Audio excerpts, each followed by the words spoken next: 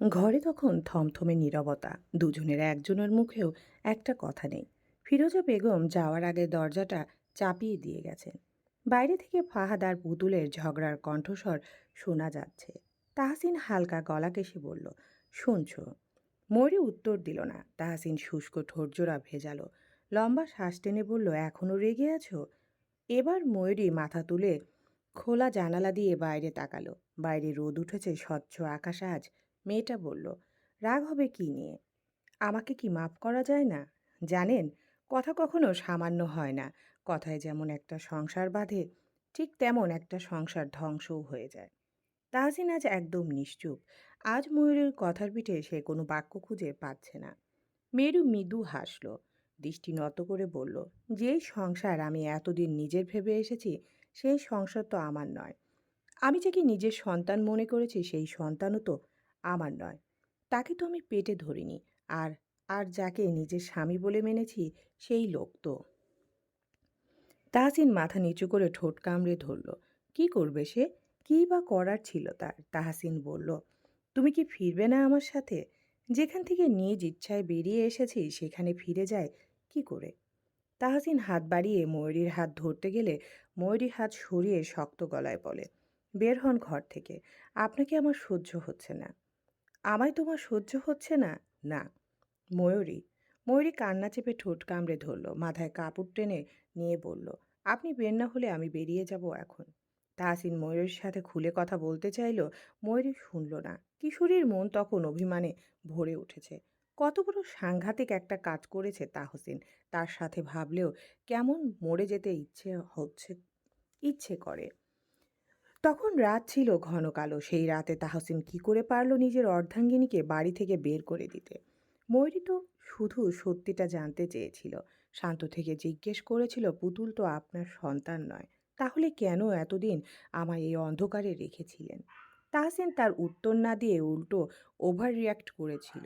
কিশোরীর ছোট্ট মনে গভীর ক্ষত এঁকে দিয়েছিল। সব ভুলের তো ক্ষমা হয় না। কিছু ভুলগুলো হৃদয়ে এমনভাবে আঘাত করে, যা মরণের মতো যন্ত্রণা দেয়।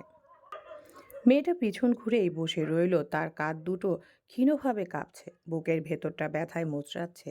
যে মানুষটার জন্য সব ছেড়ে নিজের সংসার গড়েছিল, সেই মানুষই এক রাতে তাকে যেন পুরো পৃথিবী থেকে বিচ্ছিন্ন করে দিয়েছে।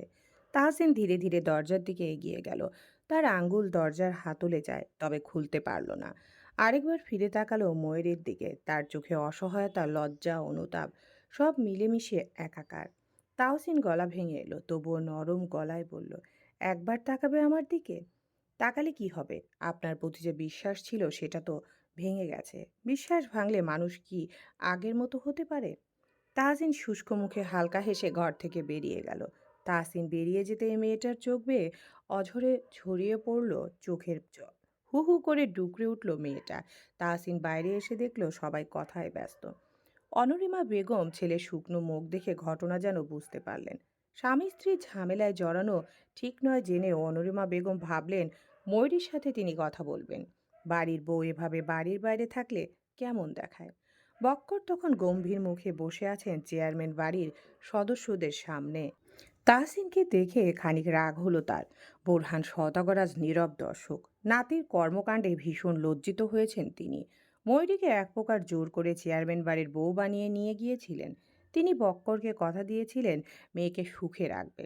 অথচ আজ তাহসিনের একটা ভুলের জন্য এভাবে লজ্জায় মাথা নিচু করে বসে থাকতে হচ্ছে। অনরিমা বেগম ময়ূরীর সাথে কথা বলতে চাইলে ফিরোজা বেগম বললেন, দুপুরের খাবার খাওয়ার পর ঠান্ডা মাথায় আলোচনা করা যাবে। এখন আগে হাত মুখ ধুইয়ে নিতে দিন। ধুইয়ে নিতে বলল। ময়ূরী নিজেকে শান্ত করে মাথায় কাপড় দিয়ে ঘর থেকে বের হলো। বেরিয়ে আসতেই সে হেসে সালাম করলো তাদের। আফিয়া ময়ূরীর শুকনো মুখ দেখে দৃষ্টি নামিয়ে নিল। কি অবস্থা মেয়েটার! কাল অবধি যে মেয়েটা গাল ভরে হেসেছে, সেই মেয়ের মুখের দিকে আজ তাকানো যাচ্ছে না। অনুরিমা কাছে ডাকলেন ময়ূরীকে। ময়ূরী কাছে এগিয়ে গিয়ে শাশুড়িকে বলল, দুপুর তো হয়ে গেছে আম্মা, আপনারা হাত মুখ ধুইয়ে আসুন। অনরিমা বেগম বললেন, প্রথমবার বিয়ে বাড়ি এসেছি, না খেয়ে যাব ভেবেছ? ময়ূরী হাসল।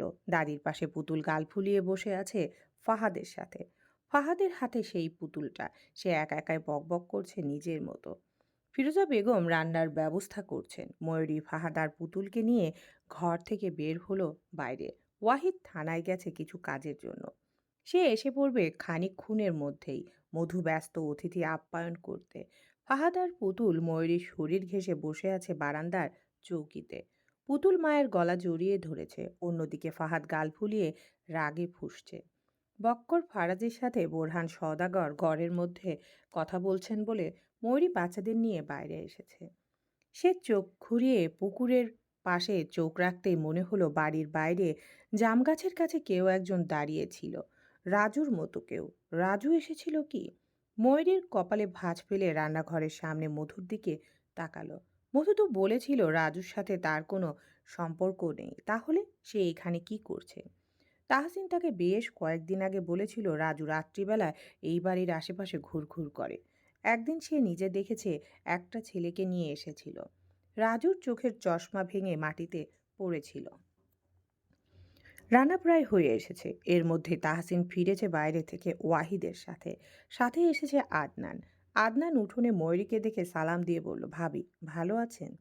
ময়ূরী মাথা নাড়িয়ে বলল, আল্লাহ ভালো রেখেছে। আপনি ভালো আছেন? জি ভাবি। খালা কোথায়? ঘরেই আছেন, ভেতরে যান। আদনান মাথা নাড়িয়ে ঘরের ভেতর গেল সবার সাথে। খাওয়ার ঘরে আজ মেহমান দিয়ে ভরা। খাবার পরিবেশন করছে ময়ূরী। ছোট্ট পুতুল আজ নিজের হাত দিয়ে খাবার খাচ্ছে।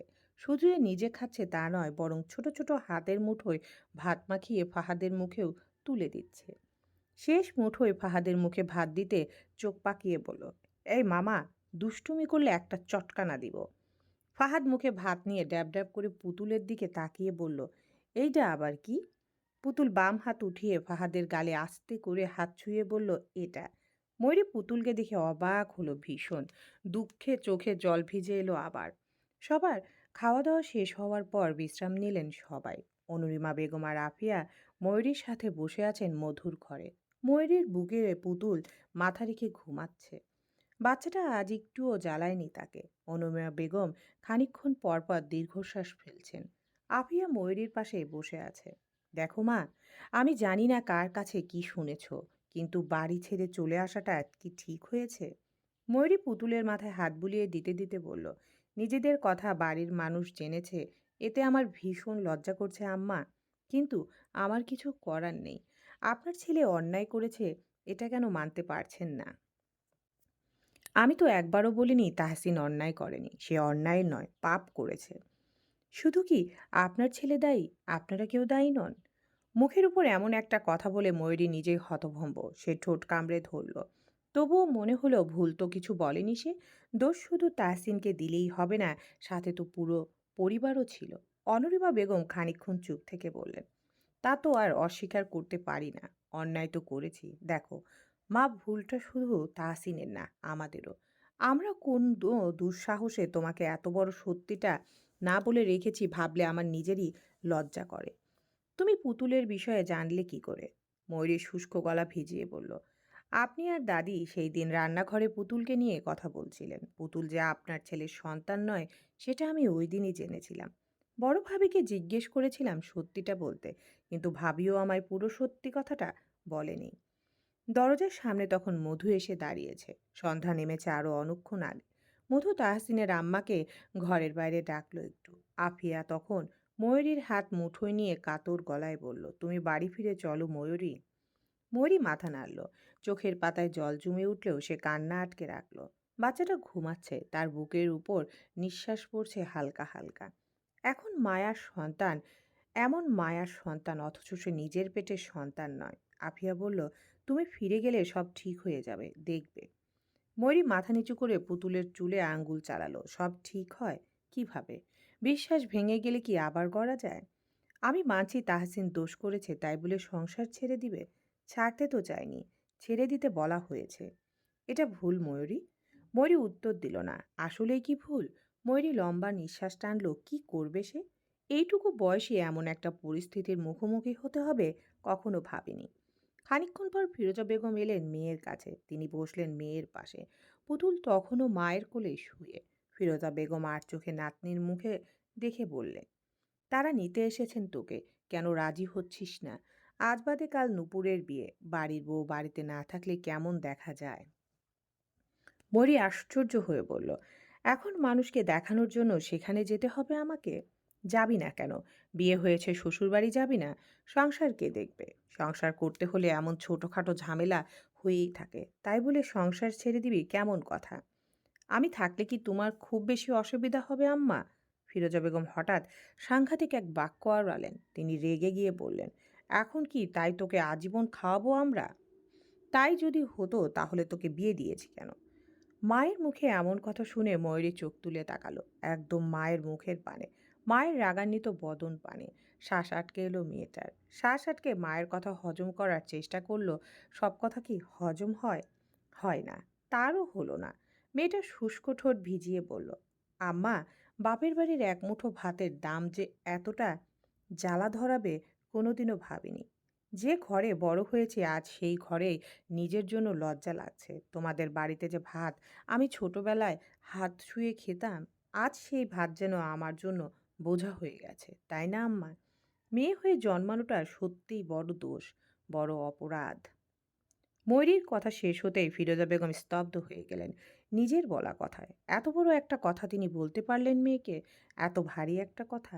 এতদিনের নির্ভরতা, বিশ্বাস, ভালোবাসা সব কেমন এক মুহূর্তে তার কথায় আঘাতে ভেঙে খান খান হয়ে গেল। আফিয়া নিঃশব্দে মুখ ফিরিয়ে নিল। সেও যেন লজ্জা পেল মেয়েরির সামনে। মেয়েটা আর কিছু বলল না, শুধু দু চোখের পাতা ভিজে উঠল, কিন্তু কান্না নামতে দিল না।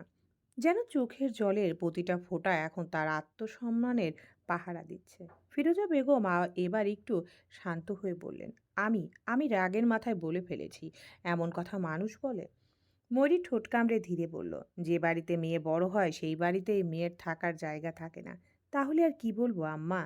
ফিরোজা বেগম মুখে আঁচল চেপে দৌড়ে বের হলেন ঘর থেকে। আফিয়া নিঃশব্দে প্রস্থান করল। ময়ূরী দরজার দিকে তাকিয়ে রইল কিছুক্ষণ। মায়ের বলা কথাখানা যেন বুকে খুব লেগেছে। মনে হচ্ছে কেউ বুকের ভেতর ছুরি দিয়ে লাগাতার আঘাত করেছে। ময়ূরী দরজার ফাঁক দিয়ে মায়ের দৌড়ে চলে যাওয়া দেখল। ঘরটা হঠাৎ অদ্ভুত নীরব হয়ে গেল। শুধু পুতুলের ছোট ছোট শ্বাস ওঠানামা, এটাই যেন একমাত্র জীবন্ত শব্দ। মেয়েটা নিজের বুকের ভেতর হাত রেখে দেখল সেখানে ব্যথা হচ্ছে সত্যি। সে সেই ব্যথাটাও চেপে রাখল, যেন কাঁদলে লাঞ্ছনা আরও বাড়বে। রাত নামলো। পুরো গ্রাম তখন শান্ত। সওদাগর বাড়ির মানুষজন চলে গেছেন। তাহসিন মেয়েকে নিয়ে থেকে গেছে। ময়ূরীর ঘরে শুয়ে আছে তিনজনেই। পুতুল মায়ের শরীর জড়িয়ে ধরে আরাম করে ঘুমাচ্ছে। ময়ূরী কিংবা তাহসিনের চোখে ঘুম নেই। বিয়ের এতদিনে কখনো ময়ূরী সংসার জীবনে এত বিষণ্ণতার আঁচ পায়নি। তবে আজ কেমন যেন বিষের মতো লাগছে এই সংসার, জীবন, ব্যস্ততা। ময়ূরী চোখ বন্ধ করে শুয়েছিল। হঠাৎ তাহসিনের কণ্ঠস্বর পেয়ে অন্ধকারে চোখ খুলে তাকালো। এই অন্যায় কেমন করে যেন করে ফেলেছি। গত কয়েক বছর ধরে পুতুলকেই নিজের জীবন বলে ভেবে এসেছি। পুতুল যেন আমার মস্তিষ্কে আঠার মতো লেগে থাকে সব সময়। ও আমার বড় ভাইয়ের মেয়ে। ওর বাবা মা মারা যাওয়ার আগে পুতুলের দায়িত্ব আমার দিয়ে গিয়েছিল। ভাবি শেষ নিঃশ্বাস ত্যাগ করার আগে আমার হাতটা শক্ত করে ধরে বলেছিল, মিশু, আমার মেয়ে আজ থেকে তোমার। কোনো দিনও তাকে বাবা মার অভাব বুঝতে দিও না। আমি কখনো বিয়ে করতে চাইনি জানো। সবসময় ভেবেছি বিয়ে করলে বোধহয় আমার মেয়েটাকে অবহেলায় বড় হতে হবে। ভেবেছি পুতুলকে আমি ভালো রাখতে পারবো না। তাহসিনের থেমে গেল একটু। অন্ধকারে তার কণ্ঠ যেন আরো ভারী শোনালো। ময়ূরী নিঃশব্দে তাকিয়ে আছে। পুতুলের মাথা তার বুক থেকে গড়িয়ে বিছানায় পড়েছে। মেয়েটা গভীর ঘুমে। তাহসিন আবার বলল, তোমার মতো কাউকে পেয়ে আমি সাহস করেছিলাম সংসার করতে। ভেবেছিলাম তুমি যেহেতু কোমল, যত্নশীল, তুমি পুতুলকে নিজের সন্তানের মতোই দেখবে। তাই তাই সত্যিটা বলতে পারিনি। সব সময় একটা ভয় আমাকে খেয়ে ফেলতো। যদি তুমি দূরে সরে যাও, যদি ভাবো তোমার স্বামী একজন পরের বাচ্চাকে নিয়ে পড়ে আছে, আমার সেই ভয়ই আমাকে অন্ধ করে দিল। আমি ভেবেছিলাম সত্যিটা জানলে হয়তো ওর প্রতি তোমার মায়া কমে যাবে। ময়ূরী শুষ্ক গলায় বলল, কিন্তু সত্যিটা লুকিয়ে রেখে কি পেলেন? তাহসিন চোখ বন্ধ করে দীর্ঘশ্বাস ফেলল। হারালাম তোমাকে। মেয়েটা চুপ। তার বুকের ভেতর হাহাকার উঠল।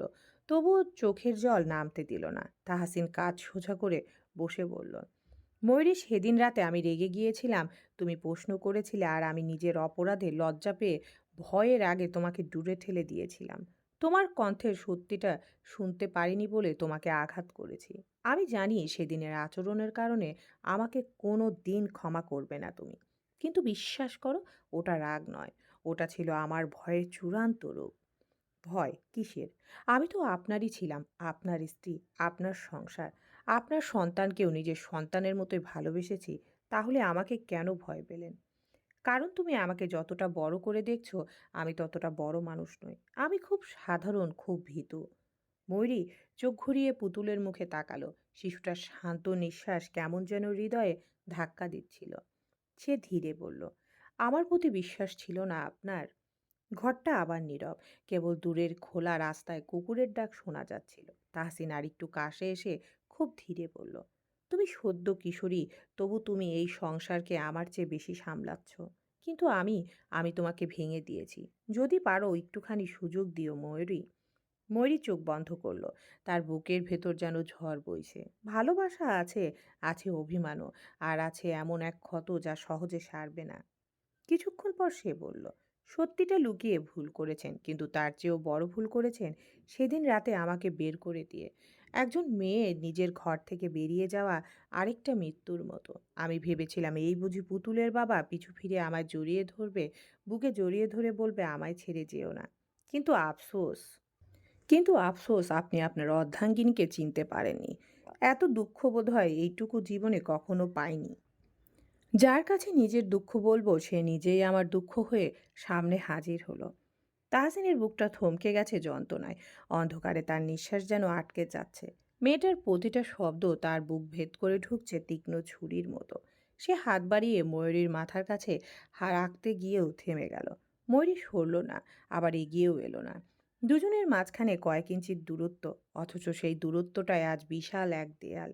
দুজনেই তখন চুপ। পুতুল হালকা নড়েচড়ে উঠেছে। বাচ্চাটা ঘুমের ঘোরে বারে বারে মা বলে ডাকছে। মিষ্টি কণ্ঠে মা ডাকটা শুনে ময়ূরীর চোখ ভিজে উঠল। সে তো মা নয়, তবু এই বাচ্চাটার মুখে মা ডাকটা শুনলে ভেতরটা ঠান্ডা হয়ে যায়। মেয়েটার গলা ভেঙে এলো।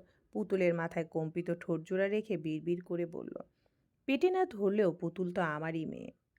নীলচে সাদা জ্যোৎস্নার আলোয় গ্রামটা অন্য এক পৃথিবী। রাত অনেক, কিন্তু চারপাশে শান্তি। আকাশজোড়া পূর্ণিমার চাঁদ নরম আলো ঢেলে দিয়েছে মাটির উঠোন জুড়ে। সেই আলোয় নারকেল গাছগুলোর ডালের ছায়া লম্বা দোল খাচ্ছে, যেন হাওয়া ছুঁয়ে দিলে তারা গল্প বলবে ফিসফিস করে। উঠোনের এক কোণায় পুরনো কুয়োর পাশে একটা কলস রাখা, তার গায়েও জোছনার আলো নরম হয়ে লেগে আছে। কোথাও একটা কুঁড়ে ঘরের দরজার ফাঁক দিয়ে কুপি জ্বলার হলুদ আলো চিকচিক করছে। দু চারটা পোকা সেই আলোয় উড়ে বেড়াচ্ছে। গোধূলির পর থেকে উঠোনটা ঠান্ডা। এখন তো আরও। মাটির উপর হাত বোলালে শীতল অনুভূতি। উঠোনের ধারে বসে থাকা কেউ যদি আকাশের দিকে তাকায়, চাঁদটাকে দেখে মনে হবে এ জ্যোৎস্না যেন পুরো গ্রামটাকে গায়ে মেখে দিচ্ছে। দূরে কোথাও রাতজাগা পাখির এক আধটা ডাক, মাঝে মাঝে কুকুরের ঘেউ ঘেউ, আর সব মিলিয়ে এক নিখুঁত শান্ত জোছনা ভেজা গ্রামের রাত। মধুমিতা বক্কর ফ্রাজির বড় কন্যা। ময়ূরী এবং মধু দুজনেই চুপচাপ স্বভাবের। ময়ূরী যা একটু চঞ্চল, মধু মোটেও নয়। সে পাখির মতো উড়ে বেড়াবে, তাও কারো সঙ্গ ছাড়া। তার ভাষ্যমতে সঙ্গী থাকার চেয়ে একা থাকা ঢের ভালো। এইচএসসি দেওয়ার পর থেকে বিয়ের প্রস্তাব এসেছে বিভিন্ন জায়গা থেকে, কিন্তু তার আব্বা বারণ করেছেন প্রত্যেকবার। তবে এখন বক্কর ফরাজি বড় কন্যার বিবাহ নিয়ে ভাবছেন। তার ধারণা মেয়েকে দিয়ে আর পড়াশোনা হবে না। তিনি সবসময় চেয়েছেন মেয়েদের শিক্ষিত বানাবেন। দুই মেয়ে পড়াশোনা করে নিজের পায়ে দাঁড়াবে। মধুকে নিয়ে আশা ভাঙলেও ছোট মেয়েকে নিয়ে তার এখনো অনেক আশা। তিনি জানেন ময়ূরী একদিন অনেক শিক্ষিত হবে, পড়াশোনা করে নিজের পায়ে দাঁড়াবে। যখন মেয়ের ভালো জায়গায় চাকরি হবে, তখন বক্কর ফারাজি মেয়ের সামনে গর্বে বুক টান টান করে দাঁড়িয়ে মুখে দারুণ হাসি টেনে বলবেন, আমি জানতাম আমার ছোট আম্মা একদিন এই পর্যায়ে আসবে, আব্বার স্বপ্ন পূরণ করবে। আজ মনে হচ্ছে এই পুরো পৃথিবীর মধ্যে বক্কর ফারাজি সবচেয়ে সুখী মানুষ।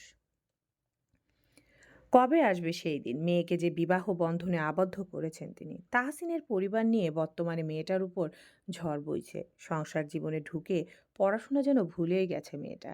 স্বামী, সন্তান, সংসার নিয়ে ভাবনা চিন্তার শেষ নেই তার। ময়ূরী সদ্য ষোড়শী কিশোরী হলেও মেয়েটার দায়িত্ব আকাশ সমান। 16 বছর বয়সে এক কন্যার পক্ষে 4 বছরের সন্তান সামলানো চারটেখানি কথা নয়।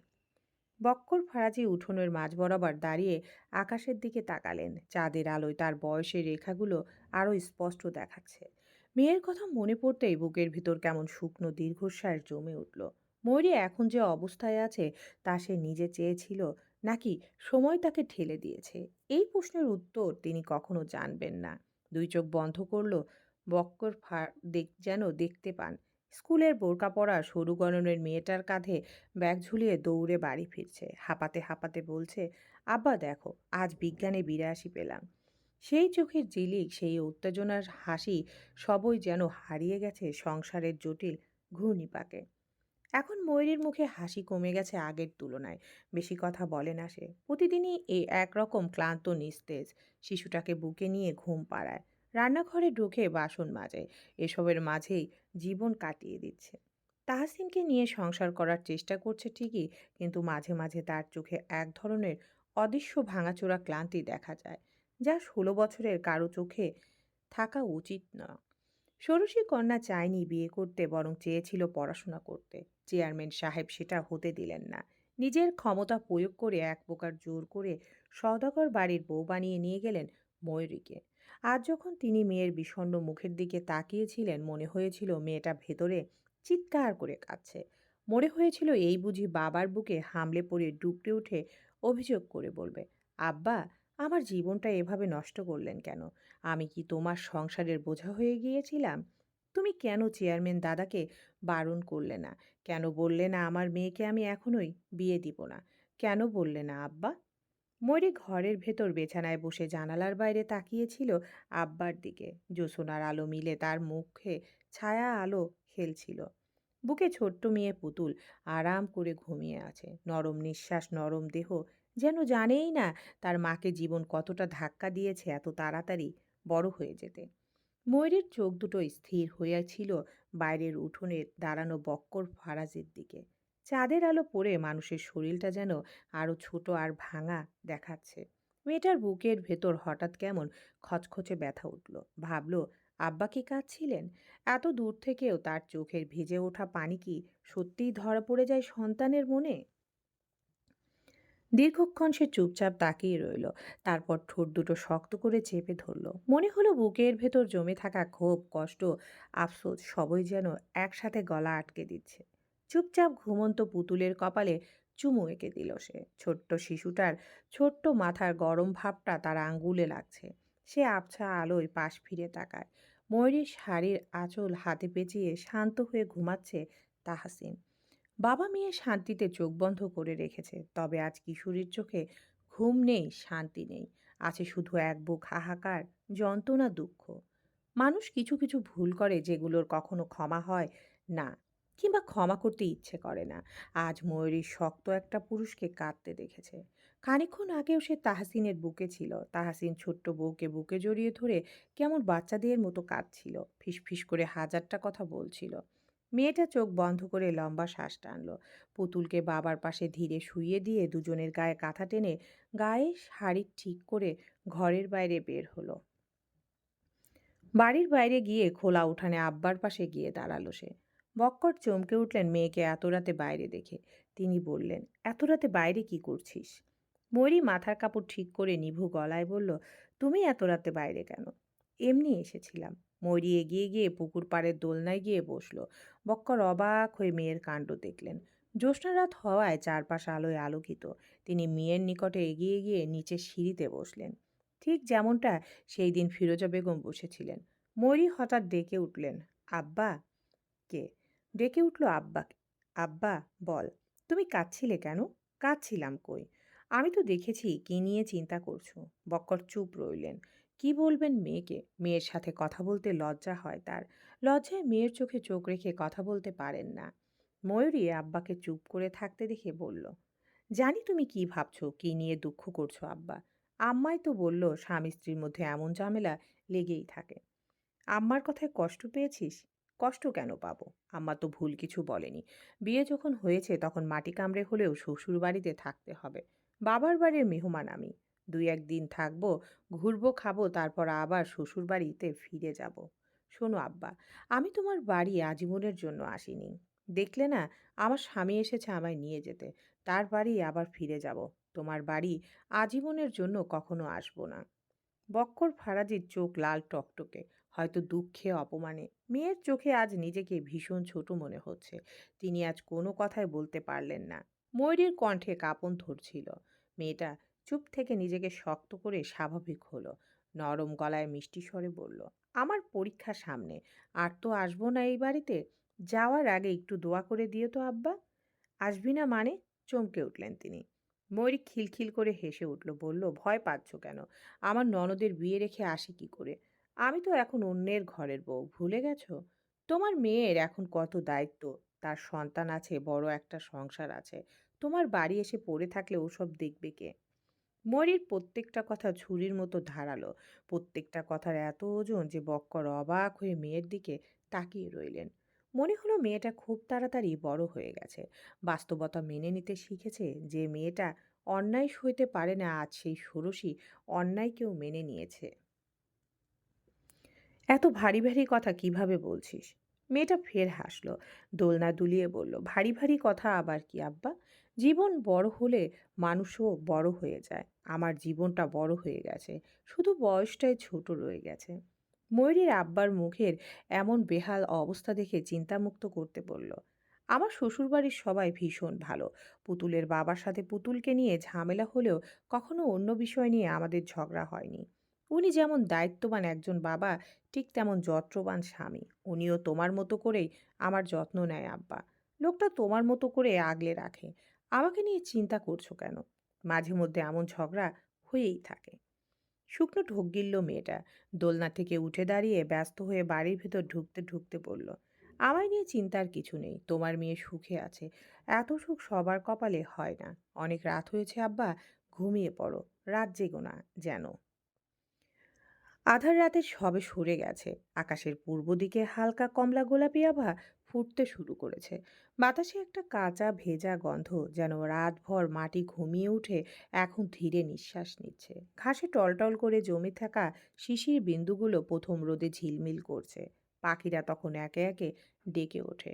প্রথমে কোয়েলের ডাক, তারপর শালিক, দারকাক, টিয়া, আরো কত কি। সব মিলিয়ে আকাশ জুড়ে পানচঞ্চল ছড়িয়ে যায়। মধু সকাল সকাল ঘুম থেকে উঠে কোমরে আঁচল গুজে উঠোন ঝাড়ু দিতে শুরু করেছে, আর ওয়াহিদ বারান্দায় বসে বসে বিরক্ত করছে তাকে। আজ পবিত্র জুম্মার দিন। বাড়িতে বোনের জামাই ভাগ্নে এসেছে বলে তার ব্যস্ততার শেষ নেই। ফাহাদ গুটি গুটি পায়ে ঘর থেকে বেরিয়ে এলো। বারান্দার চৌকিতে ওয়াহিদকে বসে থাকতে দেখে বলল, কিরে কিরে, ইনি কি? তুমি কি কুরুও? ওয়াহিদ মাথা নিচু করে পাশে তাকায়। ছোট্ট পাহাড়কে দেখে দুই হাত দিয়ে উপরে উঠিয়ে কোলের উপর বসায়।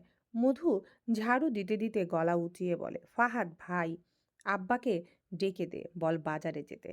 ফাহাদ ওয়াহিদের শার্টের পকেটে হাত ঢুকিয়ে বলে, আব্বা তো নাই, আব্বা বাড়ি নাই। ওয়াহিদ বলল, খালু আব্বা বাজারে গেছে আরো ঘন্টাখানিক আগে। মধু জানতো না। সে কাজে মনোযোগী হতেই ফাহাদ মুখ কালো করে বলে, তুমি অনেক গরিব। আমার দুলাভাইয়ের কাছে অনেক টাকা, তোমার টাকা নাই। ওয়াহিদ আশ্চর্য হয়ে বলল, তুই বড়লোকও চিনিস? চিনমু না কে? শালা তো ডেঞ্জারাস। তোমার শালা কারা? তুই। ফাহাদ চোখ গোল গোল করে তাকায়। পিটপিট করে তাকিয়ে বলে, ও, তাইলে টেহা দাও। টাকা দিয়ে কি করবি? বিয়া করমু। কারে? দুলাভাইয়ের বুইন। তোর দুলাভাইয়ের বোন কত বড় জানিস?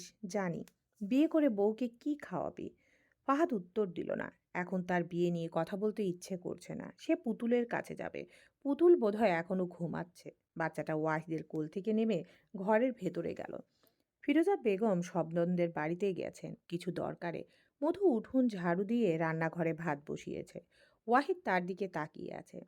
আঁচল কোমরে গুজে মাথায় খোপা করে গিন্নিদের মতো রান্না বসিয়েছে। মুখের কাছে কিছু চুল এসে খিলখিল করছে। ওয়াহিদ গলা পরিষ্কার করলো, শব্দ করে বলল, শুনছো মধুমিতা? মধু চোখ তুলে তাকায়। ওয়াহিদ আজকাল তাকে তুমি সম্বোধন করে, ভীষণ লজ্জায় ফেলে দেয়। অদ্ভুত লোকটা। সে দৃষ্টি সরিয়ে চুলোয় লাকড়ি দিয়ে বলল, এত মধুর ডাক আমার পছন্দ হচ্ছে না।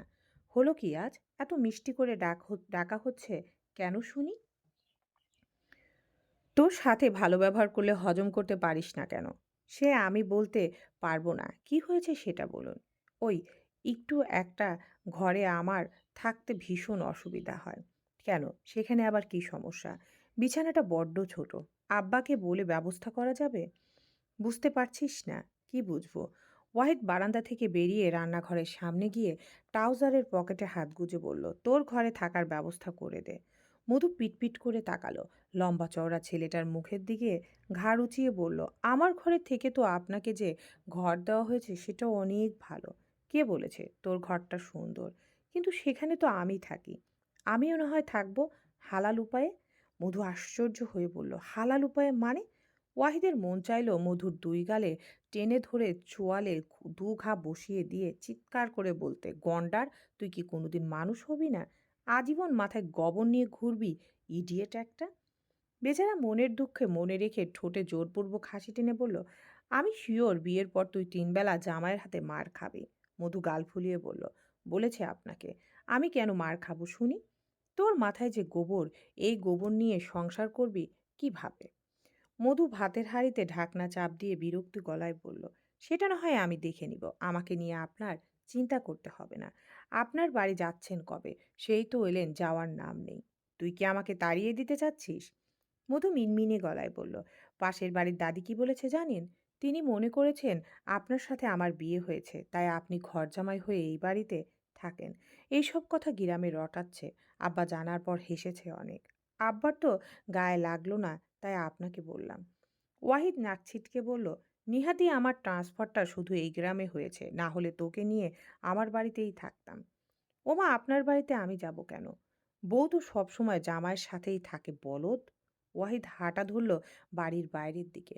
মধু হতভম্ব হয়ে ওয়াহিদের কথা শুনে গেল। বউ? ওয়াহিদের বউ? মেয়েটা চোখ কপালে তুলে ওয়াহিদের চলে যাওয়া দেখল। কি সব বাজে কথা বলে গেল লোকটা! মেয়েটার কানের কাছে সেই শব্দগুলো ঘন্টার মতো বাজলো। তার গাল দুটো গরম হয়ে উঠল লজ্জায়, রাগে, অবিশ্বাসে। কিসে যেন মধু নিজেও বুঝল না। ঠিক তখন পেছনে কর্কশ গলায় ফিরোজা বেগম ডাকলেন, মধু, ভাত বসিয়েছিস? কই রে তোর মন? সকালে এত দেরি কেন? মধু চমকে উঠে ঘাড় ঘুরিয়ে তাকালো। হ্যাঁ, বসানো আছে। ফিরোজা বেগম ভিতরে ঢুকে পানির কলসি তুলতে তুলতে বললেন, ওয়াহিদ কোথায় গেল রে? মধু শুকনো গলায় বলল, জানি না, এখনই বের হলো। সে বসে থাকলেও কিছুক্ষণ তার কানে এখনো ওয়াহিদের কথাগুলো ভাসছে। হালাল উপায়ে। মধুর মনে হলো মাথায় যেন সত্যি গবর ভরা। বুঝতেই পারে না লোকটা আসলে কি বলতে চেয়েছিল। ফাহাদ ঘুমন্ত পুতুলের শরীর ঘেঁষে শুয়েছে। পিটপিট করে তিনজনের ঘুমন্ত মুখ দেখে একা একাই বিড়বিড় করছে। বিছানার এক কোণায় ময়ূরী গুটিয়ে শুয়েছে তাহসিনের বুকে। এদিকে পুতুল মুখের ভেতর ময়ূরীর আঁচল কামড়ে ধরে ঘুমাচ্ছে। ফাহাদ বুঝল না পুতুলের কাণ্ড। সে ছোট মাথার চুলকে উঠে বসলো। হামাগুড়ি দিয়ে বিছানার অন্য পাশে তাহসিনের নিকটে এগিয়ে এলো। বিচ্ছুটা তাহসিনের পেটের উপর বসতেই তাহসিন পিটপিট করে চোখ খুলল। সকাল সকাল শালাকে পেটের উপর বসে থাকতে দেখে দীর্ঘশ্বাস ফেলল। বাচ্চাটা ভীষণ দুষ্টু। সে ফাহাদকে নামিয়ে দিয়ে উঠে বসলো। বাচ্চাটার গোলুমলু গাল টেনে দিয়ে ভারী গলায় বলল, কি চাই? আপা উঠি না। তাহসিন ঘাড় ঘুরিয়ে ময়ূরীর ঘুমন্ত মুখ দেখল। বলল, আপা এখন ঘুমায়। ডাক দাও। না। ক্যা? তাহসিন চোখ পাকিয়ে তাকাতেই ফাহাদ ময়ূরীকে জোরে জোরে ডাকতে শুরু করলো। তাহসিন ওকে থামানোর আগেই ময়ূরীর ঘুম ভেঙে গেছে। সে চোখ খুলে ভাইকে এই ঘরে দেখে ভাবলো কাল রাতে সে দরজা আটকায়নি। ময়ূরী উঠতেই সে তাহসিনের থেকে সরে ময়ূরীর পাশে গিয়ে শুয়ে পড়ল। বলল, আদুর দাও আপা। ময়ূরী হাত রাখলো ভাইয়ের শরীরে। ছোট ছোট চুলের ভাঁজে হাত বুলিয়ে ফিসফিস করে বলল, আমি চলে গেলে আদর করবে কে? ফাহাদ কুটুর কুটুর করে তাকায়। ঠোঁট উল্টে বলে, তুমি কই যাইবা? চলে যাব। আমারে নিয়ে যাইবা না? ময়ূরীর মায়া হলো ভাইয়ের কথা শুনে। সে যাবে সওদাগর বাড়ি। এই বাড়িতে থাকার চেয়ে না হয় সেখানেই থাকাই ভালো হবে। কিন্তু ফাহাদকে নিয়ে যাবে নাকি বুঝতে পারছে না। আজ মায়ের বাড়ির কথা খানা যদি শ্বশুর বাড়ি গিয়ে শুনতে হয়, যদি কেউ ভাইকে নিয়ে খোঁটা দেয়, তাহলে সে সহ্য করতে পারবে না। গলা ভেঙে চোখের কণা ভেঙে জল গড়িয়ে পড়ল মেয়েটার। ভাইকে জড়িয়ে ধরে কম্পিত গলায় বলল, আব্বা আম্মার কাছে থাক। আমার তো শ্বশুর বাড়ি যেতে হবে। তোমার লগে আমি যাই, আমারে নিয়ে যাও। আপাকে ছাড়া থাকতে শিখতে হবে। তাহসিন ময়ূরীর চোখে পানি দেখে হয়তো কিছু বুঝতে পারল। ফাহাদ ময়ূরীর কথা শুনে কেঁদে উঠল। ময়ূরী ঠোঁট কামড়ে উঠে বসলো, চোখের পানি মুছে ঘর থেকে বেরিয়ে গেল হন হন করে। ফাহাদকে মায়ের থেকে বেশি রেখেছে সে। স্কুল থেকে ফিরে পুরোটা সময় ছোট ভাইকে নিয়ে থেকেছে। বিয়ের পর সবকিছু বদলে গেছে। মেয়েটা ভেবেছিল ছোট ভাইকে সাথে রাখবে, শ্বশুর বাড়ি গেলে ছোট ভাইকে নিয়ে রাখতে কোনো সমস্যা হবে না। এতদিনও হয়নি, কিন্তু এখন মনে হচ্ছে মানুষ সুযোগ পেলে মাটির নিচ থেকে টেনে হেঁচড়ে বের করে। গলা টিপে ধরতে দুবার ভাবে না। কাল যখন শ্বশুর বাড়ি তাকে নিয়ে কেউ কটু কথা বলবে তখন সে কি করে সইবে। নিজে মাটি কামড়ে থাকতে পারলেও ভাইকে নিয়ে বাজে কথা সে শুনতে পারবে না। ফাহাদকে টেনে কোলে তুলে নিল তাহসিন, বাচ্চাটার চোখ মুছিয়ে দিয়ে বলল, কাঁদছো কেন?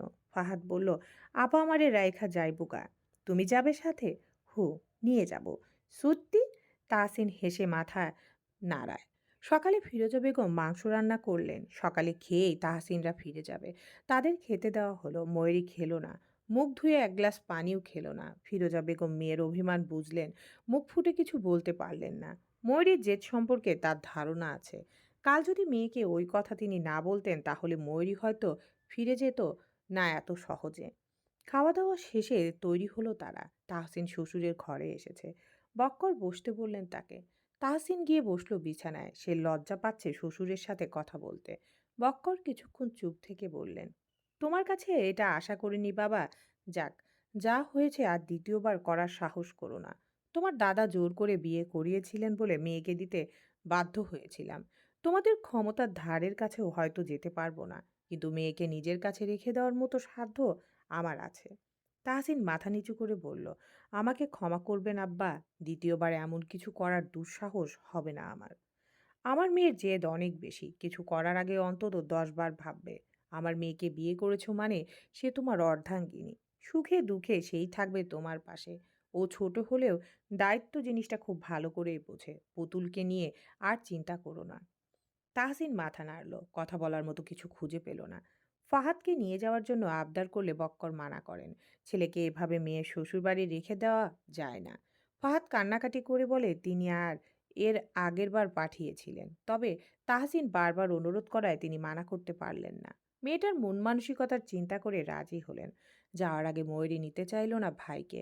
ফাহাদ চিৎকার করে কান্না জুড়ে দেওয়ায় বাধ্য হয়ে সে ভাইকে নিয়ে বেরিয়ে এলো বাড়ি থেকে। বাবার বাড়ি থেকে। চলবে।